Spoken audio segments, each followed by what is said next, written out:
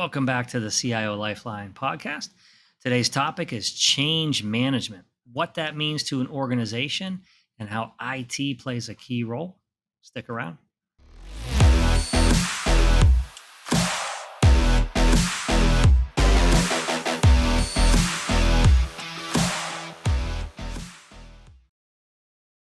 Tom, how are we doing today? Good, brother. How are you? I'm well. Interesting topic. It's about change management, what that means to an organization, how IT leaders like ourselves play a key role. So, why don't we start off by what it means? Like, what are we talking about when we say change management? Well, I mean, in the broadest sense, it's any time that you introduce a disruption to the current state, right? So we've been doing it one way, and now for whatever reason, we're going to ask our teams to do it a different way. How do you manage that process to first make sure that you're achieving the desired outcome and you're making your team feel like they're committed and contributing to the new process instead of maybe resisting? So to help focus this down a bit, let's think about in the terms of an acquisition. We have a new business unit being introduced to the portfolio. That in and of itself is considered big change if you're the company being acquired. So you have synergies that we're going to look to achieve. You also have the introduction of new systems potentially and new processes.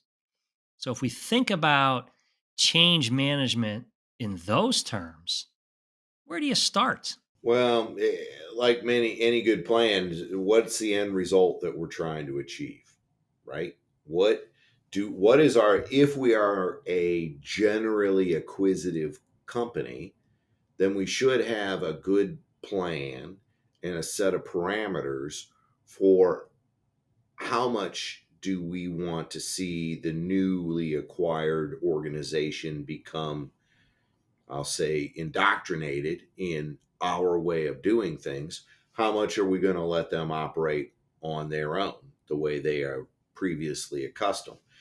No right or wrong answer, but each company should have a strategy and a well defined execution list that supports that. Because regardless of how much latitude you give that operating unit, some amount of change is absolutely coming their way. And the one key piece that makes change difficult are the employees, right? Because you have folks that are used to doing things a certain way. Now, here comes another organization, or it could be a different leadership change, right? Because sometimes that institutes change. It could just be a simple ERP upgrade or implementation in your own organization.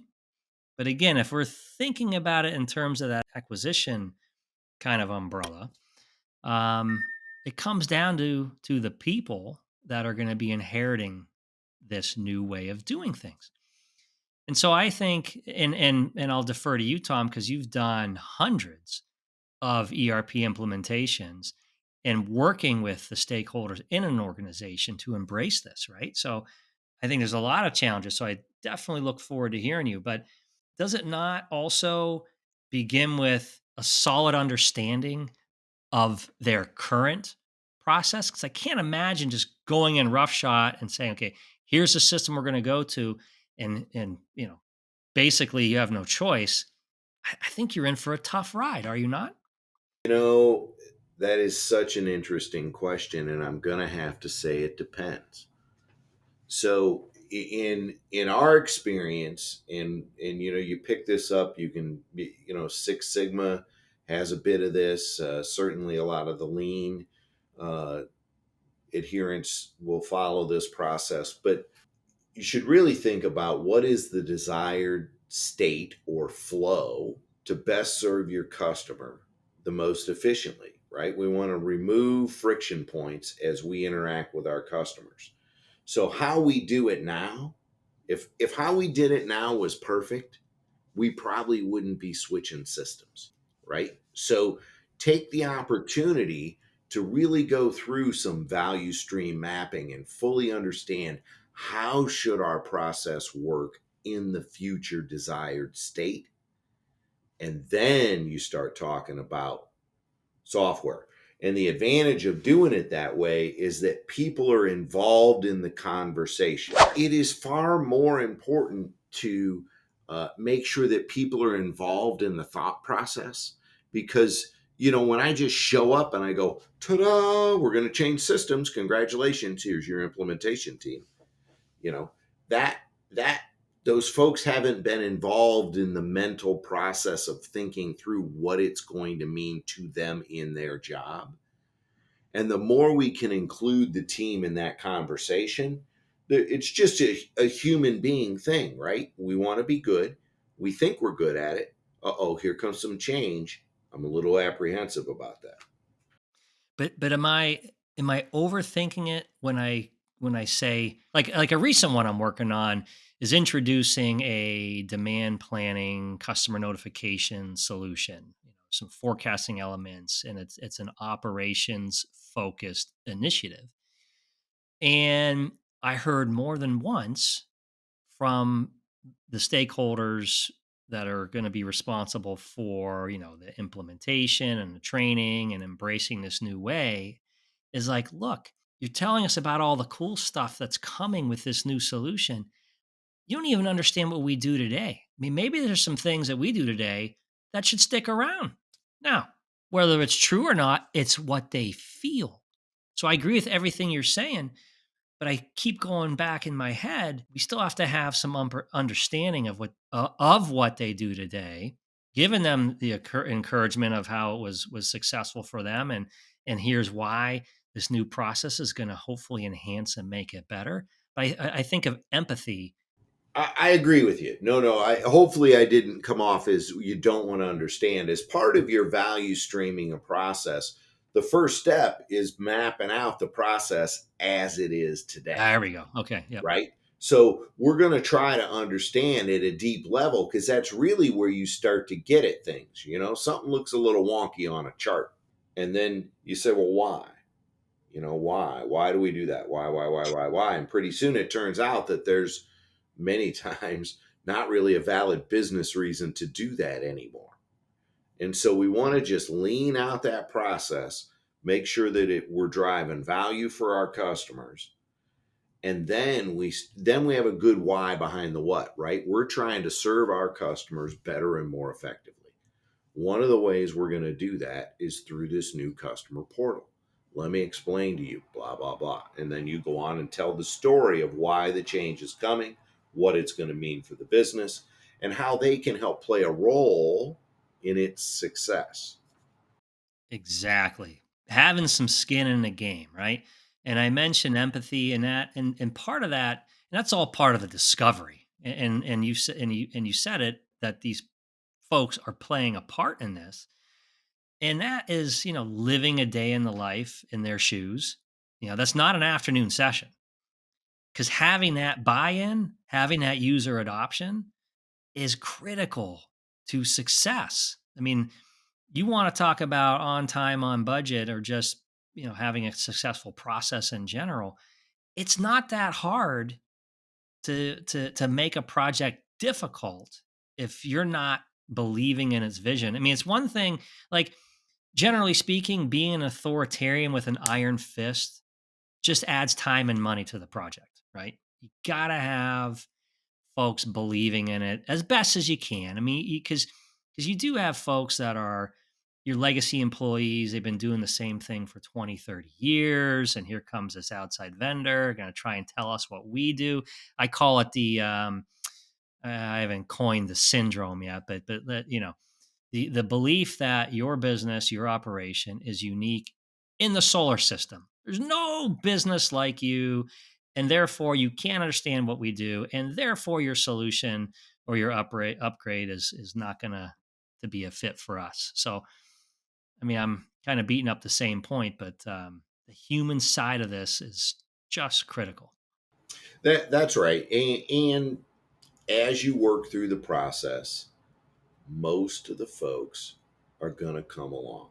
They just want to feel like they're heard, that they're understood, and that you're actually taking into account, what was important to them. Because in most cases, you can figure out whether it was a comfort thing or it was a functional thing.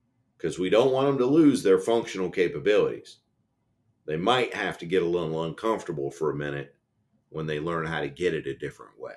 In fact, there's an argument to saying if you don't feel uncomfortable, although maybe I'm being unfair to the topic as a whole, but I feel like the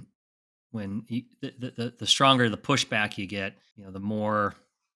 Yeah, I don't even know where I'm going with that, Tom. Well, sometimes you're not moving the needle. No, I think I know where you're going, right? Like you're not looking at this with a big enough opportunity in front of you. Why are we doing this change? It should be a bit disruptive if it's going to have a meaningful impact on our organization. But it shouldn't be so disruptive that we can't ship, right? Like Yeah, 'cause I was trying to be fair for those that implement change and it goes swimmingly well and everybody's comfortable. But every culture's a little different. But the fact is, you want to somehow acknowledge that a really, long tenured employee, 25 plus years, let's say, is competent in their job. They're going to know things about their job that you're never going to know.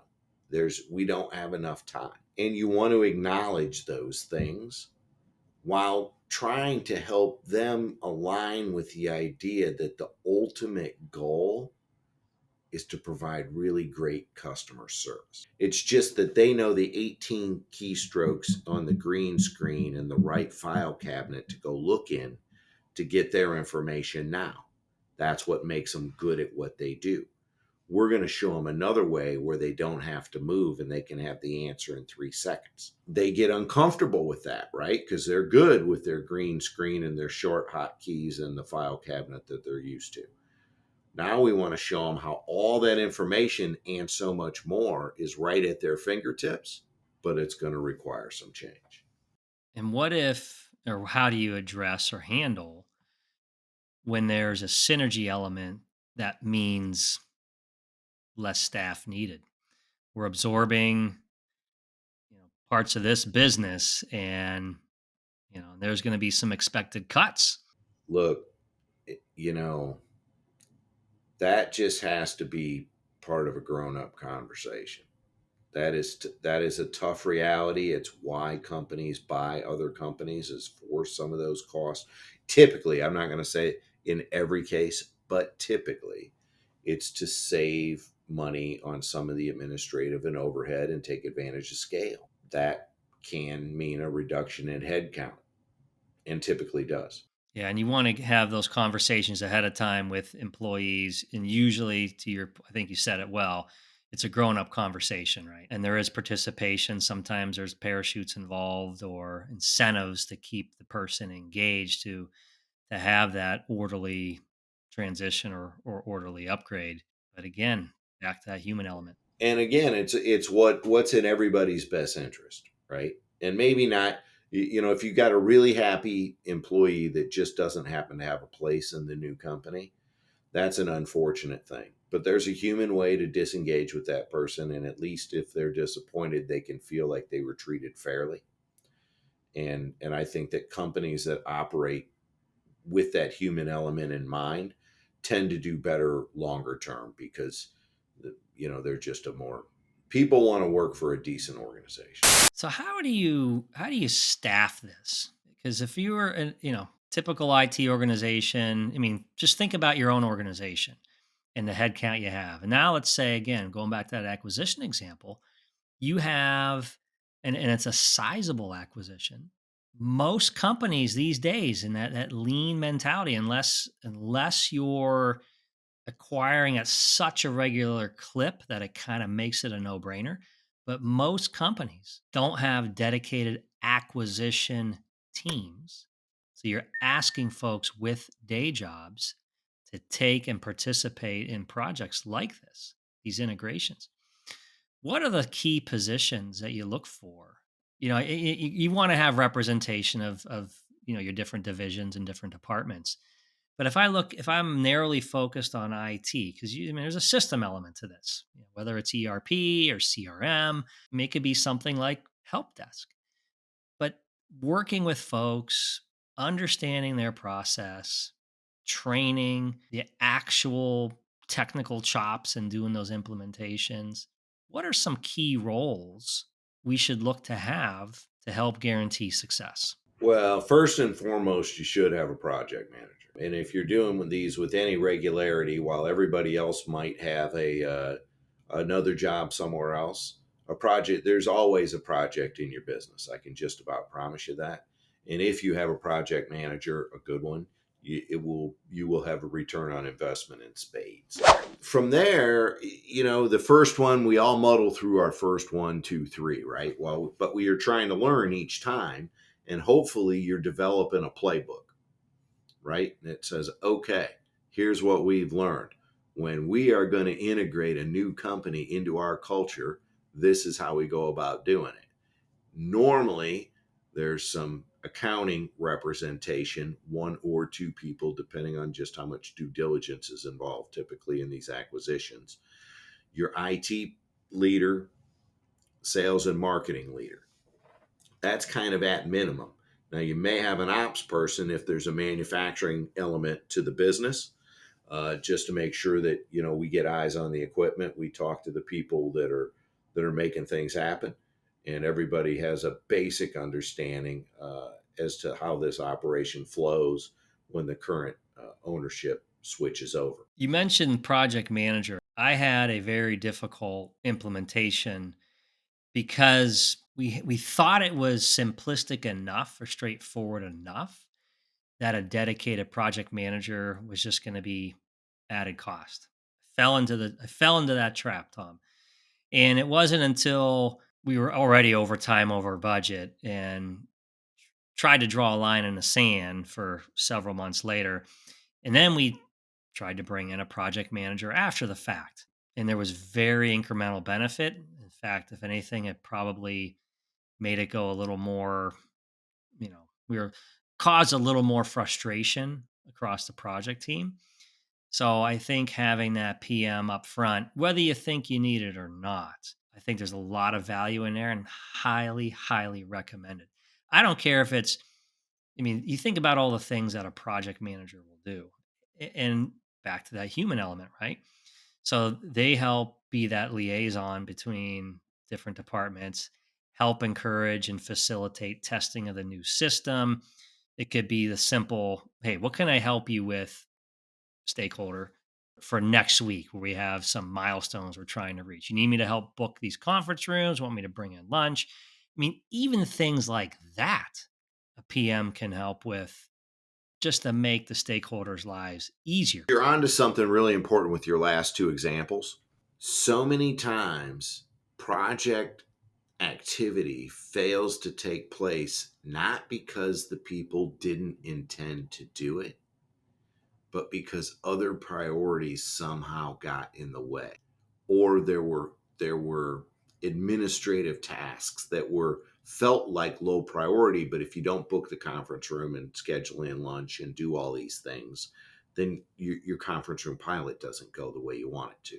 Yeah, and the people that need to participate in that become even more frustrated, Right. and they feel like even more of an afterthought, right? I Exactly. mean, this is a pretty critical role. And It I pays would for argue, itself. If you're a company of any size at all, you do have projects running somewhere, and a project manager can run a project. but not every company adopts the philosophy that a project manager could be a full-time role. There are some leaders out there that feel like, well, if we can just internalize that project management experience amongst our own team, we're better off. Let me tell you about our mutual friend Sean Cochran. We should have him on our podcast sometime. Yeah, very good project manager. It's a great Right, idea.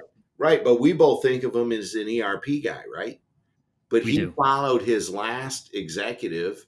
They started out doing a small ERP related project. The next thing you know, they were building a warehouse and they were really worried about the timeline. And they said, Sean, you've been bringing in other projects on timeline. Why don't you go down here and work on getting this warehouse up and implemented and live? And lo and behold, now they're constructing a whole new manufacturing plant, and he's going out there to oversee that project. I mean, you know, you will find other important projects in your business that require these skills that will more than save this person's salary. And to tie it back to our topic of change management, having a buttoned up, organized plan is just better. It just ups that chance of success. It lessens the frustration for the employees that are participating in it and that are resistant to begin with. Yeah, I mean, And this really is good critical. project managers are really good change managers. They help people through that process because it's what they do. All right, it's a great point to repeat. Good project managers are good change managers. What about a business systems analyst? Because that's another position that I think provides some value when it comes to introducing new systems, identifying synergies. Maybe again, that depends on your philosophy, right? If you're going to ultimately integrate all of your operating units into one or maybe a small handful of ERP platforms, then the business analyst is valuable in a quick assessment of the acquired company's business. But really, it's more about master data management and making sure that we're getting the structure of the company in, getting all the customers in the database, items, bills, material, routings, all the things that have to come, right? Working through that process, a business analyst can be helpful. In more mid-sized acquisitions, that could be overkill, right? You give us your data, we're going to get it in the system. We'll give you a couple hours of system training here coming up, and call us if you have any trouble. Fair point. So each situation is different. You just got to make the determination, right? Right, What are the tools that are in my kit? What are the right tools for this project? right. What about meeting cadence? Where do you feel, or is there such a thing as a sweet spot? Again, legacy employees were introducing a new process and they're resistant by nature. So, couple of things. First, it largely depends on the length of the project, right, and the impact of the change. Even a brief weekly 15-minute stand up where we run through what our rocks are and make sure we understand anything that we've got to get done in that period, give a quick report card, and then move on. Because it helps people understand where the project's at. Just because so many projects fail, right? People are almost instantly skeptical that the project's probably not going to succeed. And if it does, they will largely avoid changing anything that they do because they will Yep. have figured out how to get their buttons put where they wanted them. We still have a business to run. Right. We can. I can go to the greatest hits. Yeah, We've heard it all, right? that's right. Yeah. But yeah, I find the sweet spot's different for everybody. But I find that you're always going to have your grinder meetings, your sessions. You're sitting in a room having some kind of cadence of step meetings and keeping people informed. That's what I was referring to, right? The working sessions are whatever the group determines they need to be to get the work done, right? But you want to give a broader project update just to give everybody kind of a hug, give them a chance to raise any concerns, and then move on. And keep your C-suite involved, informed, That's right. even if it feels like you're spamming his or her mailbox. I mean, keep in mind, you know, part of IT leadership is not it's business leadership as well. Back to the project plan, though, we should have a communication plan at the very beginning where all our stakeholders agreed. This is when I'm going to be notified. This is what I'm going to be notified about. If something's going to escalate, this is how it's going to go. And part of that communication plan, your key team members, you have folks in the core team. You want to make sure that mobile phones are readily accessible. I mean, it just can't be, if you need me, email me or call my work number. I mean, depending on the project, right? It's going to be important that we can communicate when we need to communicate. And now the project is launched. everybody's, we're high-fiving. I mean, we feel like, but it's not entirely done yet, is it? Well, not typically.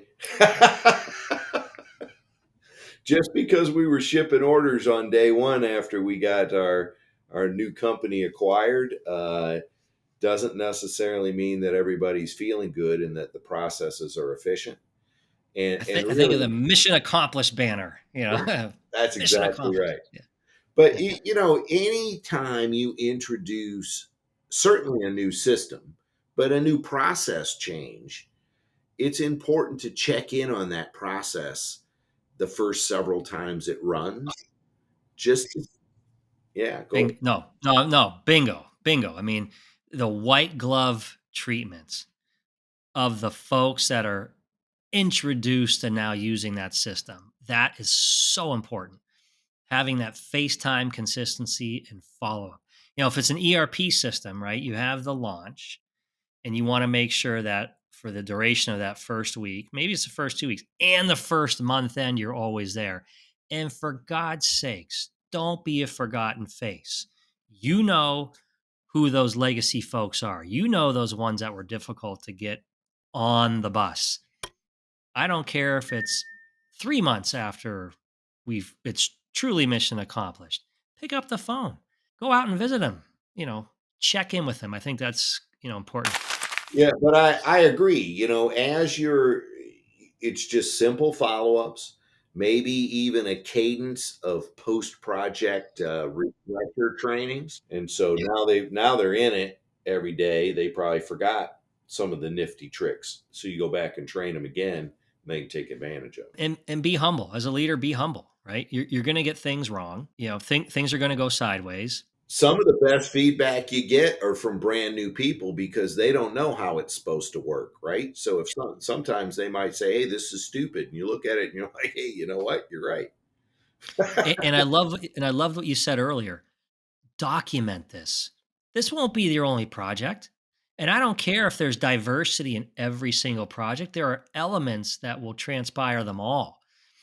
Even if it's some emails that you spent a lot of time articulating and you felt like you won the Pulitzer on it, save that baby. Because on the next project, you can copy and paste and shape it to this project because you know it was received well by the folks involved. Or if it was received poorly, okay, lesson learned. What do I do differently next time? But if you have this change management playbook going, it just goes beyond your waterfall and your list of to-dos. I mean, again, not to be redundant here, but the human side of it is so important. And some of those things I just mentioned relate to that. That's right. That's a wrap. Thanks again for tuning in. Join us next week when we have Jeff Pergalski from Inovia Consulting. Jeff is a Microsoft licensing expert, has helped hundreds of companies sort through the complexities that come with licensing. He'll give us some tips and tricks on how to manage that, some of the things we should be looking for, what the future holds, and I'm sure a variety of other topics.